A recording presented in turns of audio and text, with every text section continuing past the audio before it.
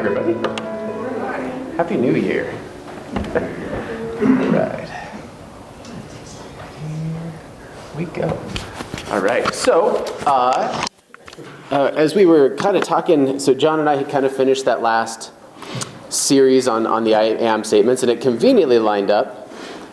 I don't know if it was planned or not. It was sort of planned, right at Christmas time. And we said, let's do a couple of Christmas sermons. And so we're going to do a couple of Christmas ones. So here's your second Christmas. And I've called it The Hope of Christmas, but it's also New Year's, so it's the hope of the New Year as well. And it's really going to be the hope of every year is what we're going to find out. And so we're going to be looking at this. And this hope of Christmas, this actually was quite comical because as we were driving on the radio, there was a song that came on called The Hope of Christmas that I heard. It's a Matthew West song. And that was kind of like my, not totally inspiration for it, but it tied together something that I was looking at that I'm going to share with you today. But then this morning when Sarah noticed that that was the title of my sermon, she's like, oh, it's because of the TV show that her and my mom have been watching, a Hallmark show as it would be. And I said, no, it is definitely not because of that show, I promise you. So that has nothing to do with it. So we're going to be looking at the hope of Christmas. Here we go. If you guys have your Bibles, I'm going to have you open up to, so happy I get to call it that, the love chapter. So this is 1 Corinthians chapter 13, so we're gonna start out. And now, it's a Christmas sermon, and I like the idea of it being Christmas, and now, not to conflate anything, and I don't know of anybody really anymore who honestly thinks that, like, Jesus was actually born on December 25th. There's gobs of evidence that says, all right, no, that wasn't it. And so that's not necessarily, what we get at, though. And I still think Christmas is such a worthwhile thing to celebrate because it's not necessarily just thinking, in that thing, because there's so many traditions of Christmas that we have that are honestly pretty new advents. I mean, even the idea of a Christmas tree, which needs to come down at our house, but is still up right now, it's a recent, advent of a Christmas holiday, and it celebrates something, really remarkable. And the thing that I love about Christmas is it's a time that everybody takes to kind of slow down, and a time that we take to honestly think about and celebrate and welcomely celebrate a very real event that very really happened in this biblical history, and we take a time to reflect on that. Now, there's lots of traditions we've built around it. There is certainly plenty to say, okay, it didn't happen right now, but it's still a beautiful moment to take and celebrate this idea here. And when we talk about the hope of Christmas, we're going to be taking a look at the idea really of what it means to hope and what it means to have hope. And it hit me real hard as I was reading through 1 Corinthians. So I'll be starting in verse 4. It says, love is patient. Love is kind. It does not envy. It does not boast. It is not proud. It does not dishonor others. It's not self-seeking. It's not easily angered. It keeps no record of wrongs. Love does not delight in evil, but rejoices in the truth. It always protects, always trusts, always hopes, always perseveres. Love never fails. But where there are prophecies, they will cease. Where there are tongues, they will be stilled. Where there is knowledge, it will pass away. For we know in part and we prophesy in part. And when completeness comes, what is in part disappears. When I was a child, I talked like a child. I thought like a child. I reasoned like a child. When I became a man, I put my childhood behind me. For now we see only a reflection as in a mirror. Then we shall see face to face. Now I know in part, then I shall know fully, even as I am known fully. And now these three remain: faith, hope, and love. And the greatest of these is love. I have heard many sermons about faith, and I've studied greatly what is faith. And I've heard an immense number about love, because the greatest of these is love. Our greatest commandments all reflect around love. The sum of the prophets is love. But one of these that remains is hope, and I haven't heard too many things about it, and it really drew me in. And what a beautiful time to draw you in when both TV episodes and some songs will say the hope of Christmas. So what a beautiful opportunity to talk about it. So when we look at the hope of Christmas and what these shows are about and what these songs are about, what do we visualize? What do you see in the hope of Christmas? I see it as, luckily we have it in December, and it revolves around the winter solstice, which is pretty cool, other than the part that it was freezing. But it's the shortest day of the year, and in olden times it was a countdown to a harvest that was coming. This is a time that you could look forward to. It's a period of new beginnings. And that's an okay thing to hope for. For us nowadays, there's families that get together, and sometimes you've been distanced, and you have hard things in between people, but it's honestly a moment of forgiveness for a lot of people. It's something beautiful to hope for that way. Charity jumps up through the roof. It's a hope of generosity, a hope of looking for the better things in your fellow man. And those are all amazing things to hope for. There's nothing wrong with that. But it's also not necessarily the biblical idea of hope. And as I got to learn a little more about that, it became all the more impactful. And so that's what we're going to look at a little bit here, is what is hoping? Hoping is hurry up and wait. That is one of the funnier ordeals. So this was basically, as I recall, the mantra of the military while I was in. I had a very strange moment when I was in basic training, and they burst in and woke everybody up. I think he might have kicked a trash can in down the middle of the aisle. And everybody jumps up and they're yelling, "Get out of here, we're going to go do a drug test. Everybody get out, come on, let's go. And so we all get up, and I might have been in pajamas of some sort, but I'm not 100% confident. And it's early. Like, I don't know what time it is, but it was a long time before the sun came up. And so they run us out of this dorm, and they run us down to a bus, and they get us all on the bus. We sit on this bus for like 5 minutes. And we get off the bus at this building, and they yell at you, "Get out of this bus, get out of this bus, get in line." And we all got in line, and we stood in that line for the next 2.5 hours. I was like, did I really need to rush about this? And the answer was no. But one of the military's favorite things is, let's get you where, and you're going to wait. And hope is actually a lot about waiting. So when we look in the Old Testament, there's a couple words that get translated as hope regularly. One is the word yachal, and it really just means to wait, to just hang out and be patient.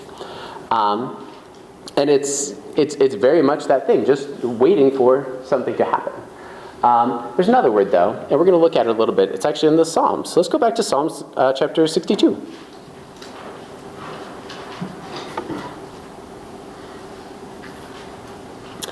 Beautiful psalm from David, actually. I'm going to start at the beginning. I'm just going to start reading this guy. So Psalm 62 says, "Truly my soul finds rest in God. My salvation comes from him. Truly he is my rock and my salvation. He's my fortress. I will never be shaken. How long will you assault me? How long will you throw me down? This leaning wall, this tottering fence? Surely they intend to topple me from my lofty place. They take delight in lies. With their mouths they bless, with their hearts they curse. Yes, my soul find rest in God. My hope comes from him. Truly he is my rock and my salvation. He is my fortress. I will not be shaken. My salvation and my honor depend on God. He is my mighty rock, my refuge. Trust in him at all times, you people. Pour out your hearts to him, for God is our refuge." So my hope comes from him. This is so cool. This word hope that is used here, it's the term kavah, and it comes from the term kav, so not a far stretch. Now kav actually means cord, very literally cord. And so I have a video here of what hope is in this instance. And there it goes. That's hope. As weird as that, right? So kav is a cord, and when a cord is pulled on tension, like when you got that fish on the line and you just know you're not going to get it in because it's too much for that 2-pound test you put on, and that tension that pulls, and you just expect it to burst. You know it's going to rip. That is kavah. A tense expectation. It's not a whimsical hope. It's not a look at the future and think something better is going to come along. It's a tense expectation. You know something is happening because of the evidence that was shown you, and that is hope from a biblical perspective. And now the Greek word for this that you're going to see through the New Testament is a word called elpis, and it actually means a very similar thing to this kavah, this tense expectation. So hoping is expecting something to happen. You're going to wait, and you know you're going to wait because you don't wonder if the roller coaster seatbelt is going to hold you after you get off the roller coaster. But you definitely expect it to hold you while you're at the top of the ride, right? And you hope that it will, but you expect that it will. And from a biblical perspective, that is what hope is. It's to expect something to happen.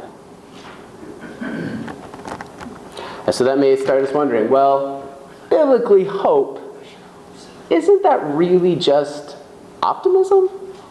So is it hoping for the best? I mean, looking to the future and saying, is this going to work out for me? Is this going to be just fine? And the answer is, yeah, kind of, but also not really. So optimism is like looking at something and seeing how that circumstance could work out for the best. How it could turn out well for you. And being optimistic is not a bad thing. But it's taking a look at your circumstances and seeing how it could work out well for you. But from a biblical perspective, the people we see in the Bible who are known to hope have no reason to think in their circumstances that it's ever going to work out for them. Their hope wasn't based on a circumstance. Their hope is in fact based on a person. It's based on somebody. It's based on what somebody has done and what they've said they would do, and knowing that they will continue to be that person. One of our best examples actually comes from the book of Hosea. Now, Hosea it's a sad story, to be honest with you. Like, of all the prophets, I feel like he kind of had the toughest go. His life was meant to be an example of basically Israel's failure and showing perseverance and how you should relate to God in that way. He named his kids to be examples of that. He was mandated to marry a prostitute that was going to go astray, and he was going to have to go and find her and pay for her and bring her back. Like, probably not somebody, I mean, I don't think Hosea would have ended up with Gomer just out of his own picking, but as an example of what it would mean to be that person, to be that example of, here's what Israel has done to the Lord. That's what Hosea's ministry as a prophet really was. But in Hosea chapter 2, so he's in the middle of exile. He is a long ways away from seeing a return. He's in a tough spot, and yet he still writes down in chapter 2, verse 14, he says, "Therefore I'm going to allure her." Here he's talking from God's perspective and referring to the her as the nation of Israel. So, which was very much the bride of Christ, or the bride of the Lord. So the covenant relationship between the Lord as a husband and Israel as his wife. It says, "Therefore I'm going to allure her. I will lead her into the wilderness. I will speak tenderly to her. I will give her back her vineyards. And I will make the valley of Achor," which is the valley of trouble, "a door of hope. There she will respond in the days of her youth, as in the day she came out of Egypt." So he's going to take circumstances that are going to, from Hosea's perspective, there's no way this is going to look like anything that is going to work out positively for him. Like, there's no circumstance here that he is going to say, Yep, Israel, you are going to be taken care of. The Lord is going to care for you. He's salvation about for you. And there's no reason to think that was the case other than the Lord is the Lord. And he will turn this trouble and all that you are actually going to see, all of these circumstances, and he's going to make them a door of hope for them. So biblical hope is not, it's not just being optimistic. It's not just looking at your life and your circumstance and honestly the nation that you live in and the way things are going and saying, I can see how this is going to work out for me. I can see how the Lord is going to reign victorious. It's not dependent on that. Your optimism should be, and we can be more or less optimistic about that. But when it comes to biblically hoping, we're more bound to having a kavah, a tense expectation from us based on who Christ is. That he's going to be in control regardless of what I see going on around me. So hope is a little bit different than our optimism because it's not dependent on what you see, but rather who Christ is. So our biblical hope. So this is where we are. This is where we're at for Christmas. So the hope of Christmas, right? It's perpetually looking back so that we're finding a way to look forward. Peter writes it very well in 1 Peter. 1 Peter chapter 1, verse 13 says, "Therefore, with minds that are alert and fully sober, set your hope on the grace to be brought to you when Jesus Christ is revealed at his coming. As obedient children, do not conform to the evil desires that you had lived in ignorance, but just as he who called you is holy, so be holy in all you do. For it is written, be holy, because I am holy." Set your hope on the grace that was brought to you. So in the Old Testament, when they hoped for what we're going to celebrate as Christmas, they hoped for the coming of that Son of David. A return of the Messiah, an Emmanuel, God with them. Now, Israel's maybe a tall order, so I think the prophets certainly expected this. The nation of Israel went through some wax and wane moments before they got there. But from their perspective, they hoped for Christmas because they hoped for a coming of the Lord based on the promise that was given to them that he would be there. So they looked back at the covenant that was made with them. They looked back at how the Lord has been consistent with his promises. And they looked at that and hoped and expected that a Messiah would show up. That he would be born to a virgin. That he would bring about what we call Christmas. And that's the hope of the Old Testament. And for us, it's really not all that different. So our hope is based on Jesus, not about the circumstances that we find our lives in. It's not about what's going on around us. It's about the fact that a man really came here and was completely God and he was completely man. And he was born to a virgin and he gave us a Christmas celebration, which is awesome. But he gave us a hope when he said, I'm coming back. And he will be here. And that is what we can tensely and expectedly wait for, because the tension is being pulled and it's always there. And at some point it will break. And we look forward to the moment when it does. That's what our hope is. It's in the grace that's already been given to us.